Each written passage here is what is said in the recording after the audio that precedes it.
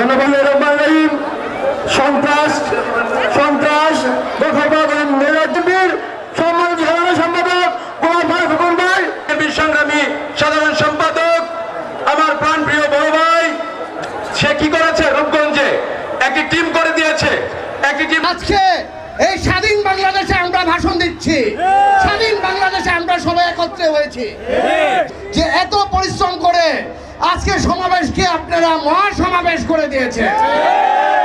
আজকে রূপগঞ্জের মাটি যে বিএনপির ঘাটে সেটাই দেখা দিয়েছে। রূপগঞ্জের মাটি, রূপগঞ্জের মাটি বিএনপির ঘাটি।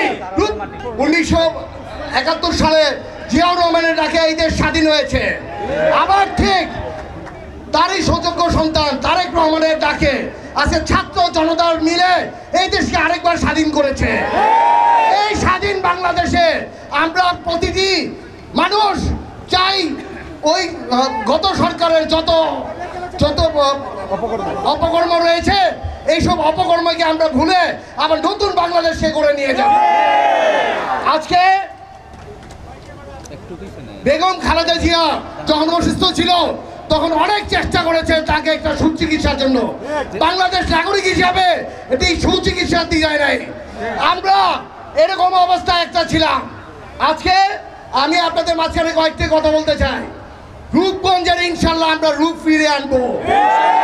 রূপগঞ্জের রূপ আমরা ফিরার জন্য রূপগঞ্জে কোনো প্রকার মাদক, কোনো চাঁদাবাজি, কোনো জায়গা দখল যারা আছেন তাদেরকে আমি সাবধান করে দেই। আপনারা যদি বেশি কিছু করেন এইখানে রূপগঞ্জের লাখো লাখো লোক আছে, আপনাদের হাতটিও রাখবে না। আজকে আপনারা এই চাঁদাবাজ, সন্ত্রাস, জায়গা দখল ও যারা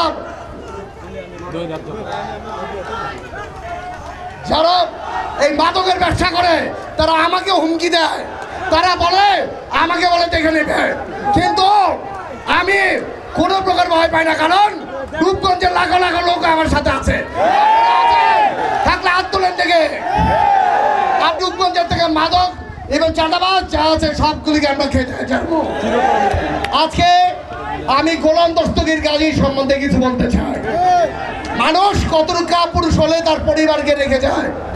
সে তার সহধর্মীকে 4 তলায় ফেলে এখানে চলে গেছিল। মানুষ এত কাপুরুষ হয় আমার জানা নাই। আজকে উনি শুধু সন্ত্রাস না, উনি মানুষের লাশ চেয়েছে, এর জন্য ওনার সহধর্মীকে রেখে গেছিল। যদি মারা যেত তাহলে এটা আমাদেরকে বলার জন্য যে গাজী সাহেবের যে ফ্যাক্টরিতে যা আগুন লাগিয়েছে এদের বিচার আমি সাংবাদিক ভাইদের প্লাস হলো এলাকার মানুষ আর হলো প্রশাসনকে বলি, আপনি খুঁজে পেয়ে তাদেরকে বিচার আওতায় নিয়ে আসতে হবে। কারণ এতগুলি লাশ গিয়েছে, এই লাশের রাজনীতি গাজী সাহেবই করতে পারে, আর কেউ করতে পারে না। আবার এই মায়া কান্না কেঁদে যায় আমাদেরই দলের একজন।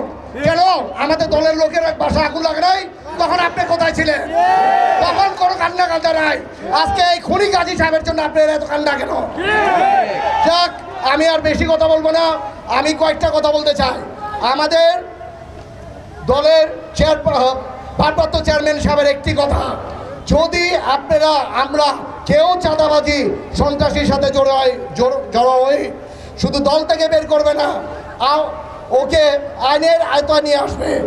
আজকে আপনারা অনেকে আমার সাথে ছবি তোলেন, অনেকে অনেক কিছু করেন। আমি এত বড় দলের আমি অনেক কিছু বলতে পারবো না, কিন্তু যে যার দায়িত্ব তারই নিতে হবে, কারণ আমি দিব বই অথবা দল তাদের দায়িত্ব নেবে না।